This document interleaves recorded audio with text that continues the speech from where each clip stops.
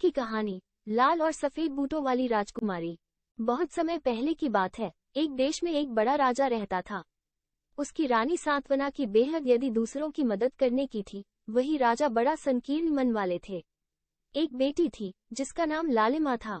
उसके पैरों में बहुत ही खास बूटें थी, जिनमें एक बूट लाल रंग की और दूसरी बूट सफेद रंग की थी। लालिमा बड़ी समझदार और उत्तम विद्या की धन्या थी, लेकिन उसके पिता राजा सोचते थे कि यदि वो बूटे पहनकर बाहर जाए तो लोग उसे देखकर हंसेंगे।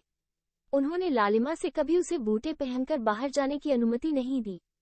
एक दिन राजा का राजधानी में एक मेला आयोजित हुआ। लालिमा ने बहुत खुशी खुशी बताया कि वो मेला देखने जाना चाहती है, लेकिन राजा ने फिर से उसे बूटे पहनने की अनुमति नहीं दी। लालिमा ने दिल से चाहा कि वो बूटे पहनकर मेला जा सके, लेकिन उसके पास कोई तरीका नहीं था। उस रात को एक सपने में एक वृद्ध आदमी आए और लालिमा से बोले, बेटी, तुझे मेले जाने का मन है ना? तो तू अपनी अद्वितीय बूटों का उपयोग कर। सफलता पाने के लिए टुकड़ीदार राहें हमेशा चुनौतियों का सामना करती हैं।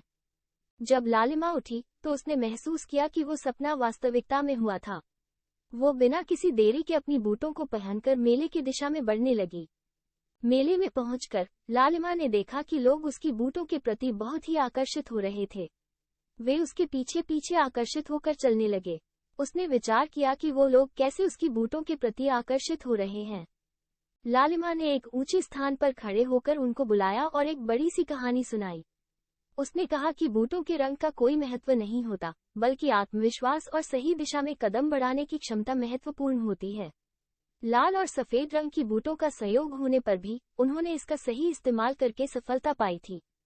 लालिमा की बातों ने सभी को गहराई से सोचने पर मजबूर किया। वे समझ गए कि सफलता पाने के लिए केवल दिखावा नहीं, बल्कि सही मार्ग पर चलने की आवश्यकता होती है। इसके बाद लालिमा ने उन्हें अपनी अद्वितीय बूटों की असली वैशिष्ट्यता बताई और कहा कि सफलता उनके आत्मविश्वास और प्रयासों के परिणामस्वरूप आती है।